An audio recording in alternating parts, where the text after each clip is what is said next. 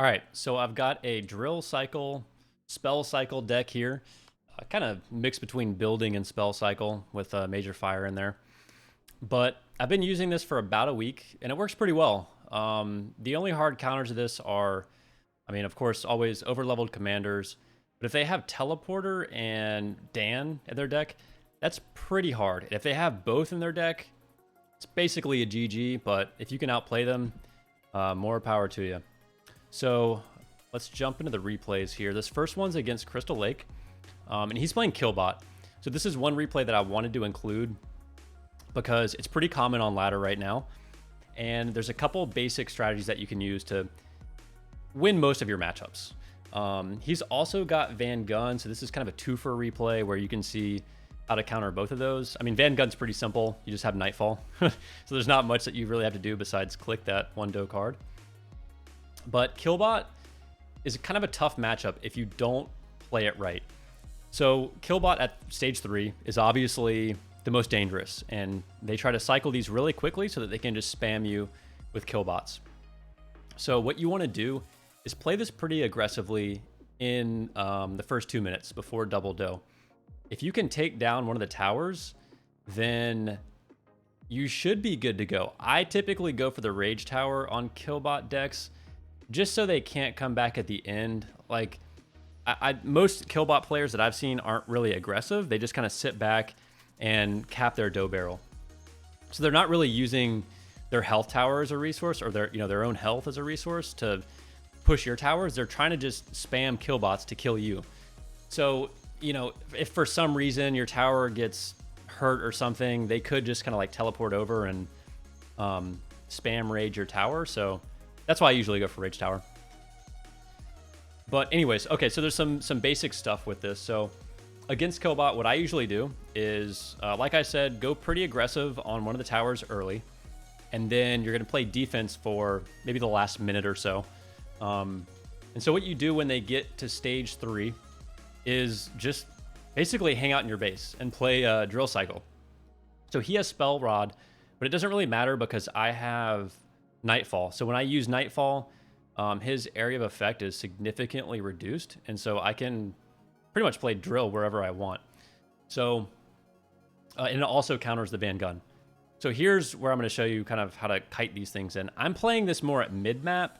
Really, you should be playing this in your base. This was pretty early on when I first started the deck, but there's a pretty good example. You just disc ray it, and then your Catling guns do the rest of the work. But what I recommend now is just kind of stay in your base, and the Killbot will obviously come to you in your base. And then when it's in range of both towers, you can just throw disc ray on it, and then both towers will shoot it, and you can shoot it as well, and that'll kill the Killbot. And the last thing to remember, overclock is pretty important in this deck because it allows you to either sustain your commander with health tower or be really aggressive with your rage tower. So in the first part of this match, when you're going after towers, you can use overclock on your rage tower. That's completely fine.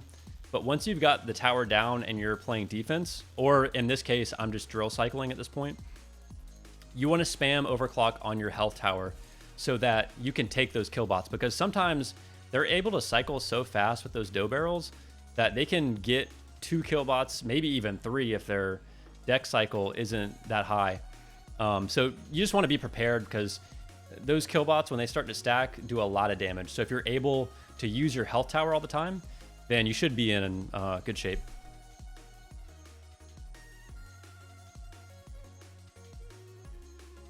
All right, this next one's against McHulge.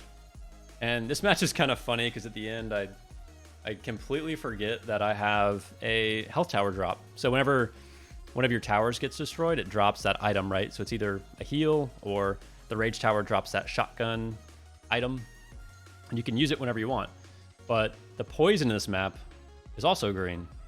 So the heal just kind of blends in with the poison.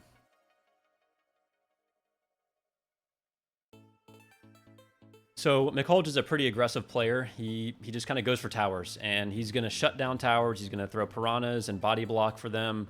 One of your towers is going to go down, and he's got 2 levels on me, so this is really an uphill battle. I don't do as much damage as his commander, and his towers also have more HP. Then his commander also has more HP than me, so he can tank more damage from my towers, which do less damage and have less health. So it's just, you know, it's not a fun matchup, but you can eke out some wins sometimes. So what I want to do in this match is try to be aggressive as I can on his Rage Tower, because that's his playstyle. You know, he wants to teleport over and rage on your tower. So if he can't do that, then he has to rely on his units and like his little commander gun. This ends up helping me in the end in overtime so that he can't really shoot me with his Rage Tower. But I end up having Rage Tower still up.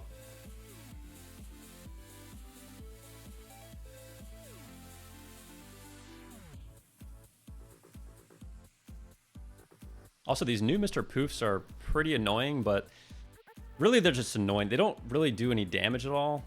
So you can kind of, I mean, obviously you don't want to leave them, on your tower for that long, but I have Major Fire in my deck, so if they stay up for 5 or 10 seconds, it doesn't really matter. They're not going to really do any significant damage. So he's also running Minimander, which also gets the Rage Tower buff, and that does a ton of damage. He's already doing a ton of damage to my towers, but he's doing even more.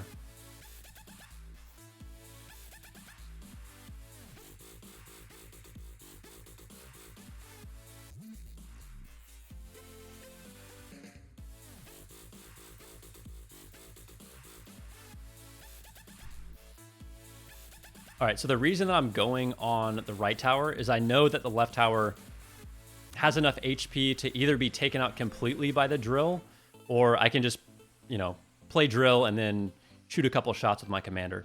So I just played that drill for 2 dough because it destroyed the building. That's the whole thing with this deck, is you want to use drill where you're going to get that positive 2 dough back. So if you destroy any building, then you get 2 dough back. If it's a mine, I don't think a lot of people think of mine as a building, but it is a building type card. So you can completely counter B-mine for an even trade. Now, I wouldn't do that if they're at mid-map, but if they play mine in front of their tower, that's a free 2 dough drill for you. All you have to do is play drill in the spot where it's going to hit both of them, and then you get 2 dough back.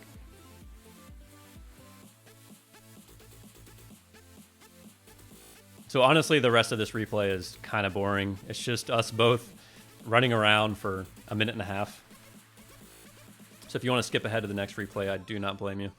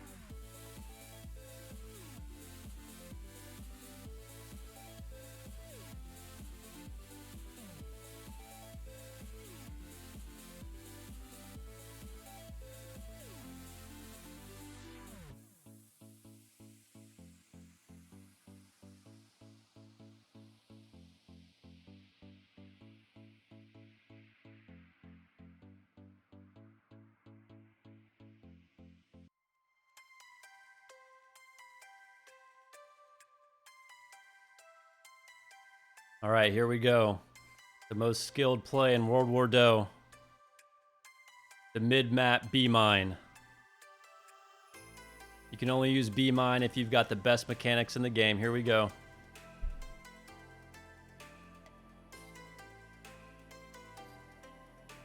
Wow. Incredible.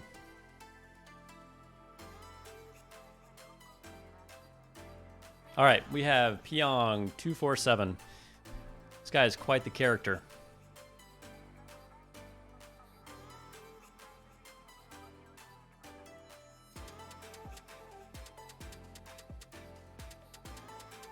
Okay, so he is running Mammoth and Repairman Dan. Repairman Dan is a pretty big counter to this deck. Teleporter is also the other main counter. If they have both of those cards, it's basically a GG. But I mean, if you can outplay them, then you know, go for it. But that's an uphill battle. So see, he played his spawner on the Rage Tower, so I just went ahead and used Drill because I know, I think his was level, was it 8 or 9? I can take that out for 2 dough. It destroyed it completely. So in this matchup, what you want to do if they're running Mammoth is don't cycle B mine immediately. I don't even think I do this correctly in this entire match, but I've learned from playing this matchup enough. If you want to be able to counter Mammoth, right now would be a good time to play B mine because they're both around midfield and it hasn't charged yet. So that way, he still could body block it, but the Mammoth is likely to charge and then take all of that damage. But I have Disc Ray anyway, so even if I screw up the B mine, Disc Ray can kind of bail me out of these bad situations. You know, everybody was complaining that Disc Ray got nerfed, but it's still a very valuable card. I mean, I would still even play Disc Ray on a Witch in a pinch. You negate a lot of bad side effects for, you know, a -1 dough trade. It's not that big of a deal. There's worse. Mr. Boom and Snipe, -2. Spells OP. But yeah, I mean, against these heavy decks, Disc Ray is really useful. Dread Zeppelin, Mammoth. Miss Rex is okay, but she has so much HP that you can't even really use Disc Ray and Rage Tower on it. Now, I started shooting his tower because I thought that the splash damage would reveal him, but he got away. He moved really quickly there.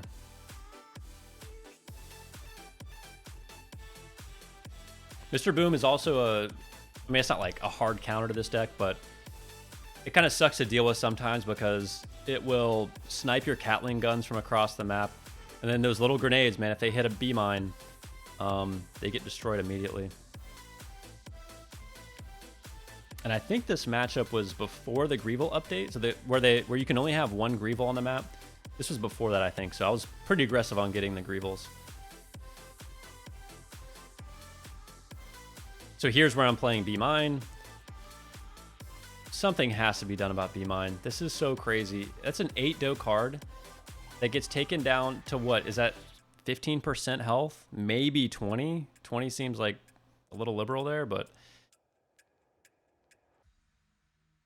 just really, I mean, I'm using this card, but I hate it so much.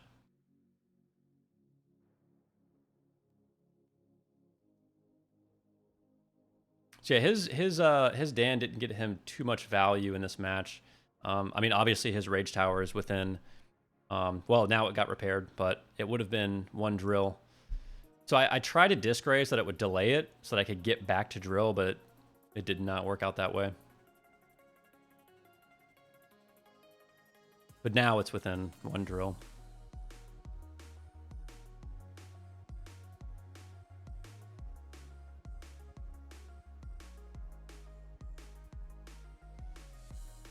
All right, and I'm number 1.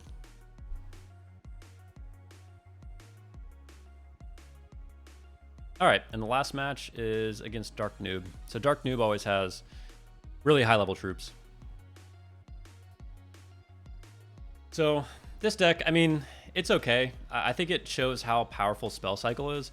There are, if you look at top ladder, there are a lot of players running Spell Cycle. Or just decks that have a ton of spells in them. I was running a Mammoth deck that was a little similar to this. I used a lot of the same cycle cards.